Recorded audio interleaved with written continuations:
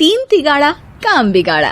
तीन बहुओं के रवैये से सासू माँ बहुत परेशान थी। दरअसल बात ये थी कि तीनों बहुओं में किसी बात को लेकर अनबन हो गई थी। तब से ही तीनों एक दूसरे से मुंह फुलाए रहती थी। ना कोई सीधे मुंह किसी से बात करती, ना किसी का कहना मानती। पड़ोसी भी इस बात को जानते थे और जाने कैसे कैसे बातें भी करते। इसीलिए सासू माँ ने तीनों बहुओं को तुरंत अपने कमरे में बुलाया। मैं कई दिनों से देख रही हूँ, तुम तीनों अलग अलग सारे काम कर रही हो। ये सब नहीं चलेगा, तीनों को मिलकर ही काम करना पड़ेगा। सास की बात सुनकर एकदम से बड़ी बहू बोल उठती है। नहीं मम्मी जी, मैं इन दोनों के साथ कुछ नहीं कर सकती। मैं इस घर की बड़ी बहू हूँ, फिर भी ये मेरा कहना बिल्कुल भी नहीं मानती। अरे जेठानी जी, जानबूझकर मुझे डबल काम करवाती है आप, और छोटी मुझसे टेढ़े मुंह ही बात करती है। इन दोनों के बीच हमेशा सैंडविच बन जाती है मेरी, और मैं हमेशा आलू की तरह बीच में मसली जाती हूँ। मम्मी जी, इन दोनों को लगता है कि मैं छोटी हूँ तो इनके पैरों तले दब जाऊंगी, लेकिन नहीं, मेरा भी उतना ही अधिकार है जितना इन दोनों का है। बड़ी आई दोनों मेरी चुगली करने के लिए, मुझे क्या कम समझ रखा है। तीनों बहू एक दूसरे से बहस करने लगती है और सास दोबारा ये देखकर टेंशन में आ जाती है और सबसे कहती है, चुप हो जाओ, अब से तुम तीनों सारे काम एक साथ करोगी, आंख बंद करके एक दूसरे की बात सुनोगी। तुम तीनों इस बात को गांठ बांध लो, वरना अगली छुट्टियों में तुम्हारा अपना मायके जाना कैंसिल। सास की बातें सुनकर डर के मारे तीनों हामी भर देती हैं। जी मम्मी जी, मैं समझ गई। हाँ मम्मी जी, जैसा आप कहें, आप जो कहेंगी मैं वही करूंगी। तीनों बहू सास की बात को गांठ बांध लेती है और वादा करती है कि अब से सारे काम वो तीनों एक साथ मिलकर ही करेंगी। ये सब देखकर सास खुश हो जाती है और वहां से चली जाती है। नीचे जाकर वो देखती है कि घर में शर्मा जी आए हुए होते हैं। सास जोर से आवाज लगाकर कहती है, अरे बहू, जरा चाय बनाकर तो लाना, शर्मा जी आए हैं। सास की बात सुनकर तीनों बहू तुरंत किचन की ओर भागती है और चाय बनाना शुरू कर देती है। मुझे तो एकदम मसाले वाली कड़क चाय पसंद है, तो हम शर्मा जी के लिए मसाले वाली चाय ही बनाएंगे। अरे नहीं दीदी, गर्मी के मौसम में मसाला चाय कौन पीता है? मैं तो शर्मा जी के लिए इलायची वाली चाय ही बनाऊंगी। ये कैसी बात कर रही हैं आप दोनों? मेरी मम्मी ने सिखाया है कि मेहमान को ज्यादा दूध और शक्कर वाली चाय देनी चाहिए, वरना वो घर वालों को कंजूस समझते हैं। तो मैं तो शर्मा जी को ऐसी ही चाय दूंगी। तीनों बहुएं अपने अपने तरीके से चाय में शक्कर, मसाला, पत्ती सब डाल देती है। उबलने के बाद तीनों मिलकर चाय बाहर लेकर जाती है और शर्मा जी और सासू माँ को देती हैं। चाय पीने के बाद शर्मा जी सासू माँ को देखकर शर्मा जाते हैं और शर्मिंदा महसूस करते हैं कि आखिर उन्होंने चाय पीने के लिए हामी क्यों भरी। सासू माँ भी चाय पीना शुरू करती है और कहती हैं, अरे बहू, ये कैसी चाय बनाई है? चाय है या मीठे दूध की बासुंदी? हाँ, चाय अच्छी नहीं लगी क्या?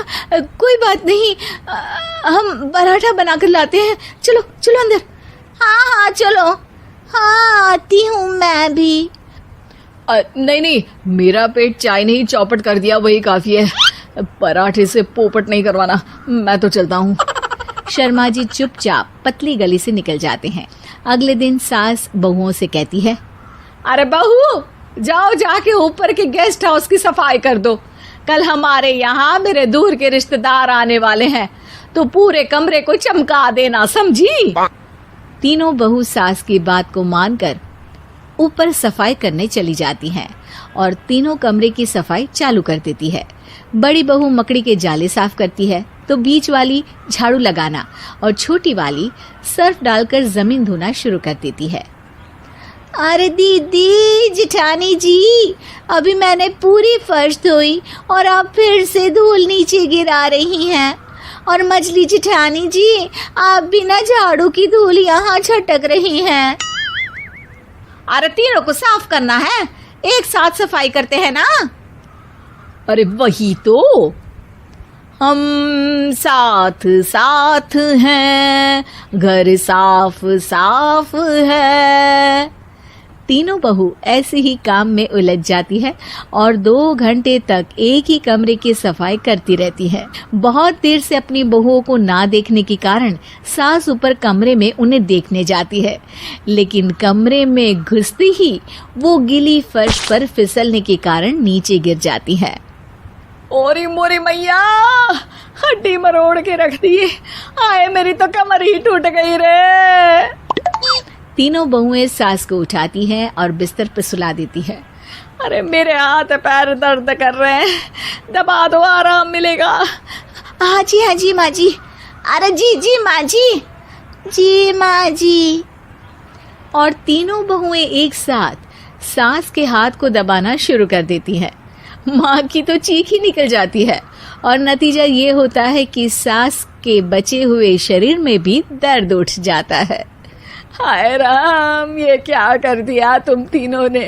अरे मेरी तो किस्मत ही फूटी है कि तुम जैसी बहुएं मुझे मिली। हे भगवान, पूरे शरीर में दर्द बढ़ गया है। अब तो पता नहीं कि चल भी पाऊंगी या नहीं। माफ करो, मुझे गलती हो गई मुझसे कि तुम तीनों को एक साथ काम करने के लिए बोला। सोचा था तीनों मिलके अच्छे से काम करेगी, लेकिन बड़े बुजुर्ग सही कहते थे कि 3 तिगाड़ा काम बिगाड़ा। तुम लोगों ने ये बात ना आज साबित करके दिखा दी। तुम तीनों को तो समझाना यानी मानो भैंस के आगे बीन बजाना है। तुम्हें अकेले अकेले काम करना है ना, तो अब से तुम अकेले ही अपना अपना काम करो। तीनों बहुएं वहां से जाने लगती है। अरे कहाँ जा रही हो? आप ही ने तो कहा कि अपना अपना काम तो मुझे मुल्तानी मिट्टी लगानी है। अरे मुझे भी तो नेल पॉलिश लगानी है। मुझे ना मेहंदी लगानी है। सास अपना सर पीट लेती है और कहती है, अरे मुझे भी लगाना है कुछ। क्या माँ जी? क्या माँ जी? क्या माँ जी? तुम्हारे घर वालों को फोन तुम्हारी हरकतें बताने के लिए।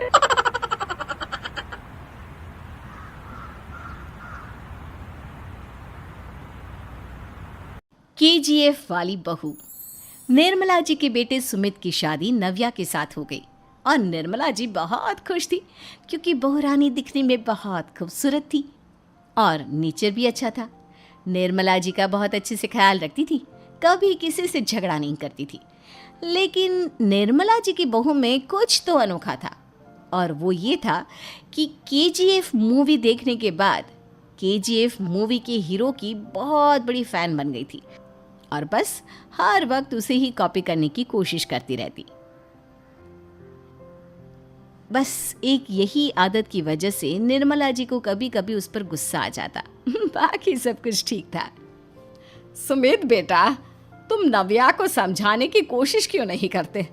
अरे बार बार केजीएफ के हीरो की तरह भेस बदल कर घूमती रहती है कॉलोनी में। सब देख देख कर हंसते हैं। क्या करूं मम्मी, मैंने उसे कई बार कहा कि बहू हो, बहू की तरह रहा करो, लेकिन उसके सर पर तो केजीएफ का भूत सवार है, किसी की सुनती ही नहीं। ठीक है बेटा, तो ऑफिस जा, मैं एक बार और उससे बात करने की कोशिश करती हूँ। थोड़ी देर के बाद नव्या अपने कमरे से निकलकर बाहर आती है। अरे बहू, ये क्या, तुम फिर से केजीएफ की एक्टर बन गई? मम्मी जी, आपको पता है ना, मैं उसकी पर्सनालिटी से बहुत इम्प्रेस्ड हूँ और मेरी फेवरेट मूवी है ये। जानती हैं, मैंने तो सारे डायलॉग्स भी रट कर रख लिए हैं। अरे बेटा, लेकिन थोड़ा बहुत समाज की भी तो परवाह करनी पड़ती है ना। तुम इस तरह घूमती हो, सब लोग क्या सोचते होंगे, थोड़ा तो डरा करो। मम्मी जी, डर होना चाहिए और दिल में होना चाहिए। वो अपुन के नहीं, सामने वाले के दिल में होना चाहिए। अरे तुम फिर से केजीएफ के डायलॉग मारने लगी। अरे पता नहीं कब समझोगी। डोंट वरी मम्मी जी, मैं अभी आपके लिए गर्मा गर्म कॉफी बना कर लाती हूँ। उसके बाद आपकी सारी टेंशन रफू चक्कर हो जाएगी। कुछ दिनों के बाद। नव्या, नव्या कहाँ हो तुम? मैं यहाँ हूँ। अरे क्यों इस तरह केजीएफ का हीरो बनकर घूम रही हो? कभी तो मेरी बीवी बनकर रह लिया करो। छोड़ो ना सुमित। अच्छा बताओ, मुझे आवाज किस लिए दे रहे थे? क्या बताऊं यार, मेरे बॉस ने मुझे इतना काम दे दिया ना, पूरी तरह से परेशान हो गया हूँ। ऐसा लगता है ऑफिस नहीं युद्ध पर जाता हूँ। अरे बेटा, परेशान क्यों होता है? ला, मैं तेरा सर दबा देती हूँ, दुखी मत हो। काम तो सबको करना ही पड़ता है। लेकिन मम्मी, ऑफिस में आजकल बहुत काम रहता है, थक जाता हूँ मैं। जानता है बेटा, जब तू छोटा था ना, तो मैं ऑफिस और तुझे संभालने का सारा काम करती थी, तब मुझे भी ऐसा ही लगता था। लेकिन कुछ दिनों के बाद सब ठीक हो जाएगा बेटा। सही कह रही है मम्मी जी।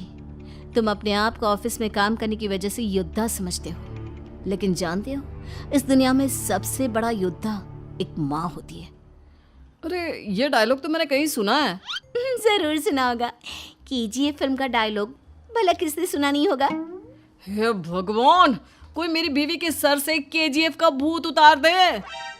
कुछ दिनों के बाद, नव्या, सुमित तो ऑफिस चला गया। एक काम करते हैं, हम दोनों मार्केट चलते हैं, मुझे कुछ शॉपिंग करनी थी। ठीक है मम्मी जी, मैं अभी तैयार होकर आती हूँ। थोड़ी देर बाद नव्या फिर से केजीएफ फिल्म के हीरो की तरह गेटअप रखकर आ जाती है। अरे तुम फिर से ये बन गई। चलिए ना मम्मी जी, आप जानती है ना, मुझे ऐसे रहना बहुत पसंद है। प्लीज प्लीज प्लीज मम्मी जी। अच्छा ठीक है, चलो। मार्केट में निर्मला जी को उनकी एक सहेली मिलती है। अरे निर्मला, ये तुम किसे साथ में लेकर घूम रही हो? लगता है फिल्म का हीरो निकलकर तुम्हारे साथ आ गया है।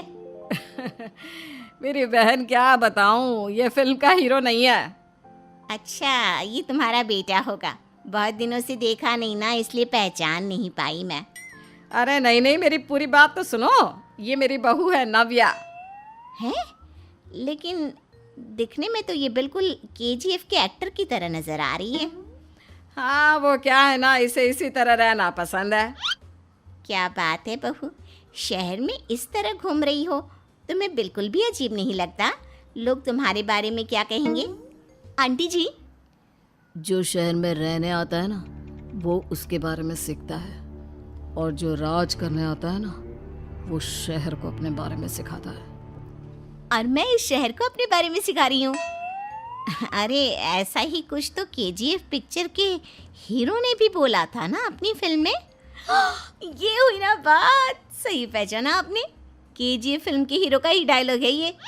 निर्मला जी और नव्या को मार्केट में शॉपिंग करते करते शाम हो जाती है, और शाम को घर लौटते वक्त एक सुनसान सड़क पर अचानक से एक चोर उनके सामने आकर खड़ा हो जाता है। चुपचाप अपना सारा रुपया, माल, पैसा मुझे दे दो। क्यों दे दे पैसे? तुमने दिए क्या सामान खरीदने के लिए? ओए चुप कर। और इस तरह बहुरुपया बनकर क्यों घूम रहा है? अरे घूम रहा नहीं, घूम रही है, बहू है ये मेरी। लेकिन देखने में तो तुम्हारा बेटा जैसा लगता है। वैसे कुछ भी कहो, बेटा है बड़ा हैंडसम। अरे चुप कर, कहा ना बेटा नहीं, बहू है मेरी, बहू है। अच्छा ठीक है, तो ऐसे कहता हूँ, तुम्हारी बहू बहुत हैंडसम है। ओए मिस्टर चोर, ज्यादा बातें बनाने की जरूरत नहीं है। चुपचाप यहाँ से निकलो, तुम्हें कुछ नहीं मिलने वाला। ऐसी बात है? एक मिनट रुको, ये देखो मेरे हाथ में गन है ना, गन। तुम दोनों का भेजा उड़ा दूंगा। नव्या लपक कर वो गन चोर से छीन लेती है। ट्रिगर पे उंगली रखने वाला हर कोई शूटर नहीं होता, और उनकी औकात उनको चाहने वालों के अलावा और कोई समझ नहीं सकता। क्या बोले रहा? ये लाइन तो मैंने कहीं सुना है। अरे सुना होगा, जरूर सुना होगा, क्योंकि केजीएफ फिल्म तो सबने देखी है ना। मेरी बहू तो दिन में 4-4 बार देखती है, उसी का डायलॉग है ये। अरे वाह आंटी जी, बहुत कमाल की है आपकी बहू। चलता फिरता केजीएफ का एक्टर ही लगती है। एक काम करो, अब तुम यहाँ से चलते फिरते बनो, वरना तुम्हारी ये जो नकली गन है ना, इसी से नकली गोली चलाकर तुम्हारा नकली भेजा उड़ा दूंगी। चोर डर के मारे वहां से भाग जाता है। कुछ दिनों के बाद एक दिन सुमित नव्या से कहता है, नव्या, मेरे कुछ दोस्तों ने शहर के बाहर जो बड़ा सा गार्डन है ना, वहाँ पर गेट टुगेदर का प्लान बनाया है। तुम भी सही वक्त पर रेडी हो जाना, हम भी चलेंगे। रेडी होने में तो मैं माहिर हूँ, और आप तो जानती ही है ना मैं कैसे रेडी होती हूँ। नव्या प्लीज, इस बार मेरी बीवी की तरह बनकर तैयार हो जाना। KGF का एक्टर फिर कभी बन लेना। नहीं सुमित, मैं तुम्हारे दोस्तों से पहली बार मिल रही हूँ। मैं अपना असली हुनर तो दिखाऊंगी ना उन्हें, ताकि उन्हें भी पता चले कि तुम्हारी बीवी बीवी नहीं बल्कि एक बहुत फेमस फिल्म का स्टार है, स्टार। ठीक है, तुम्हारी जिद के आगे मेरी कहाँ जलने वाली है। और फिर सुमित अपनी बीवी को लेकर अपने दोस्तों के पास पहुंचता है। यह है मेरी पत्नी नव्या। अरे मुझे तो लगा ये तुम्हारा कोई नया दोस्त है। हाँ, मैं भी बहुत देर से सोच रहा था कि सुमित का नया दोस्त तो बड़ा हैंडसम है। आप लोगों को गलत फहमी हुई है, मैं इनका दोस्त नहीं बल्कि इनकी बीवी हूँ। अगर आप बीवी हैं तो बीवी की तरह क्यों नहीं रहती? आपको देखकर तो ऐसा लगता है जैसे सुमित अपनी किसी कॉलेज की फ्रेंड को लेकर घूम रहा है। अब क्या बताऊँ यार, तुम लोग ही समझाने की कोशिश करो, मेरी तो कोई बात नहीं सुनती। अरे भाभी जी, ये तो बहुत बुरी बात है, रियली वेरी बैड। हमारे दोस्त को तो बीवी के साथ रहने की फीलिंग ही नहीं आती होगी। If you think I am bad, I am your dad. अरे भाभी जी, क्या कमाल का डायलॉग मारा है, मजा आ गया। आप तो एक्टिंग भी बहुत अच्छी करती हैं।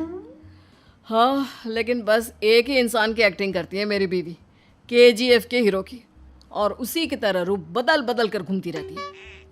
यार सुमित, तेरे तो मजे हैं, चलता फिरता सिनेमा हॉल तेरे संग चलता है। बेटा, मेरे कितने मज़े हैं और कितने नहीं ये तो मुझे ही मालूम है। ऐसा क्यों कह रहा है यार, सारा दिन डायलॉग सुनने को मिलते हैं और बीवी एक हैंडसम दोस्त की तरह नजर आती है, और क्या चाहिए। क्या बताऊँ भाई, कई बार रात को सोते वक्त जेब में नकली गन रखकर सोती है और फिर झटके से मेरे सर पर गन तान के KGF के डायलॉग मारती है। उस वक्त मेरी क्या हालत होती होगी ये तो मैं ही समझ सकता हूँ ना। सुमित की बात सुनकर उसके सारे दोस्त जोर जोर से हंसने लगते हैं।